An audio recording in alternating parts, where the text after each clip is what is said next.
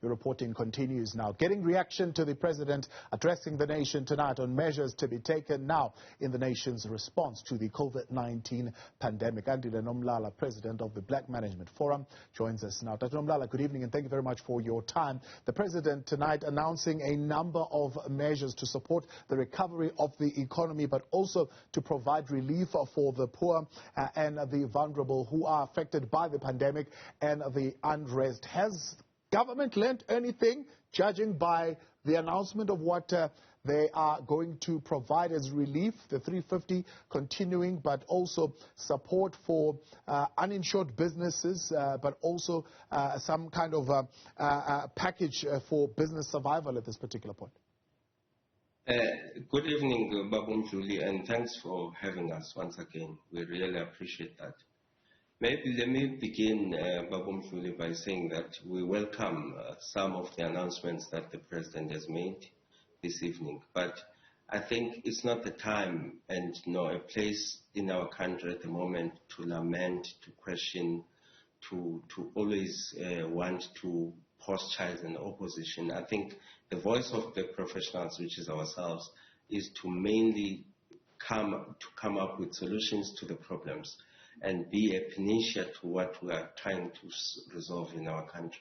Now, I want to suggest to Babum Julie that there are 3 or 4 fundamental things that the President has to look at so that we move our country forward. The first one is that it has become a no choice now that he has to relook at his cabinet. He must allow certain people and give them space and time to go and spend time with their grandchildren and be able to provide that comfort in the homes.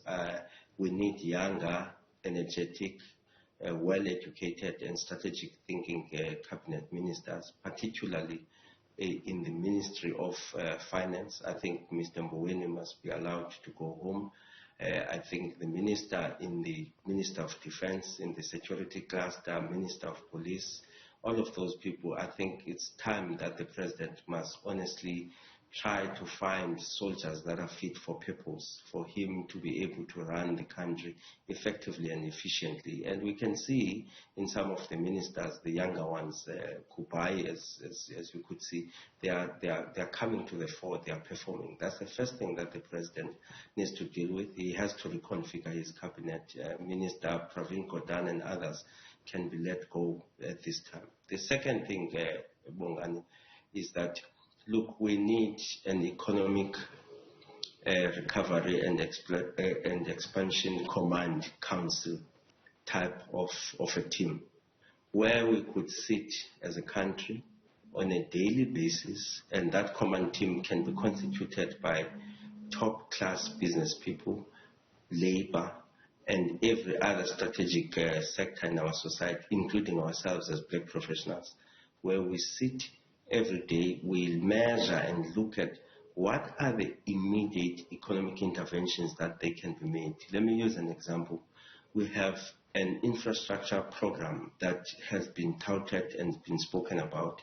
We can look at which projects there we can bring to the fore immediately, and which projects, and when we analyze them, we look at which ones would have a much more bigger snowball effect of employment opportunities.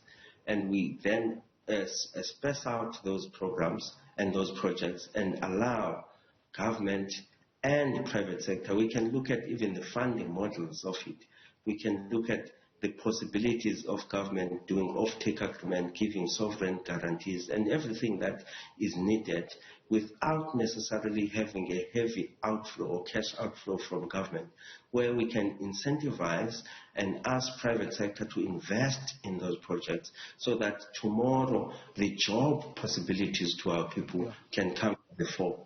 And then maybe the third point, Bongan, that we need to, that we need to do, in all honesty, in our country is the issue of having to look at the long-term economic plans.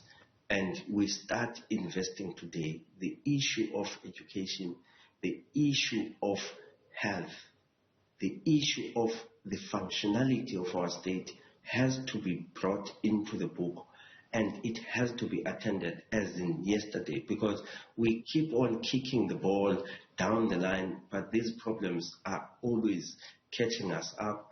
The issue of ESCOM, the president can't allow and still accept that we have an Andre director and his board that are running ESCOM. We have to go and talk to Sipho Maseko, talk to other top professionals that are capable, that we know, that can run those institutions properly. We back them, we ask them, we capacitate the boards, and we make sure that the functionality of state-owned enterprises, like Transnet is the case. Transnet is now functioning optimally because we have put competent and capable people there.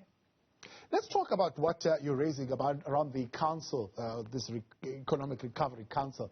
I mean, how different would this council be? What would be the function of this council as opposed to what we have at NEDLAC? Is NEDLAC not supposed to be a council of a similar nature where labor, government, and all stakeholders come together and they come up with ideas on how to solve the problems? Are you saying that particular platform is non-effective? NEDLAC, with all due respect, sits there and theorizes. The Command Council, the Economic Recovery and Expansion Command Council we are calling for as the BMF, is the one that, for instance, let me use an example, would go to all the retailers, Woolworths, Spar, ShopRite and others, and say, which products do you guys import in our country?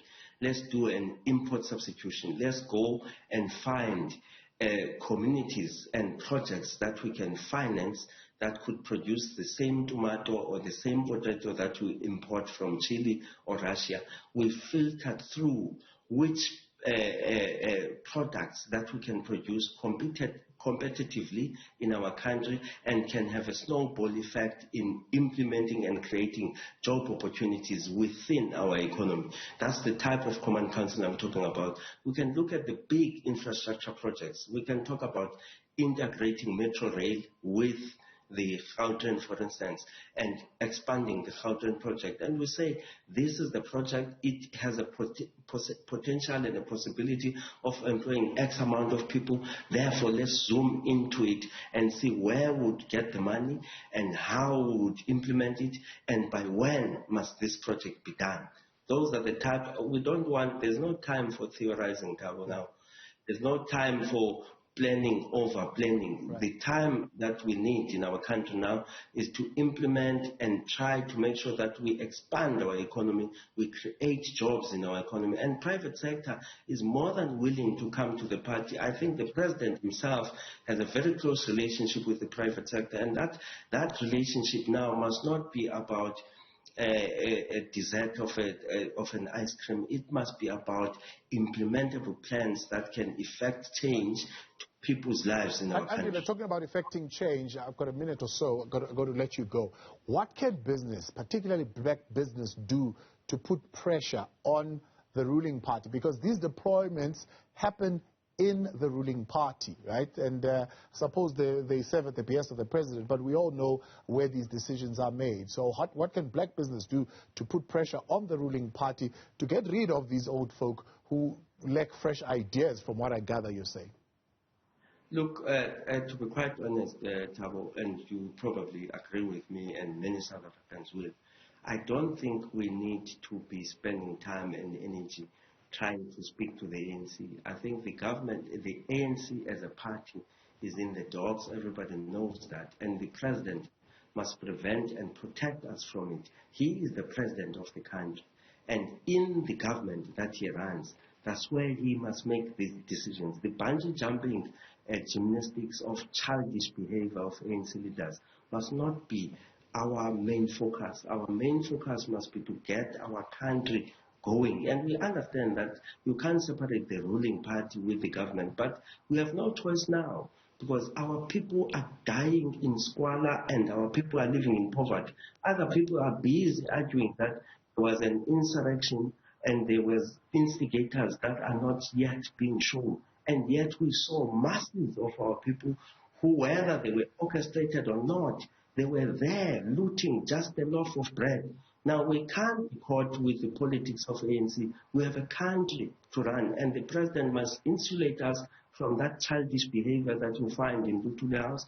He must run the country decently in an objective and proactive way, because if we don't, we are facing the narrow cliff that we will go with our eyes wide open, like Zimbabweans have done, like the rest of the African countries have done in the past. We bear him, and we think he's capable, and we think he can take decisive actions, and we're here as black professionals who will give informed, well-educated plans and ideas that can be implemented tomorrow for us to run a country effectively and efficiently. Andile Nomlala, appreciate your time. Thanks for joining us tonight, President of the Black Management Forum.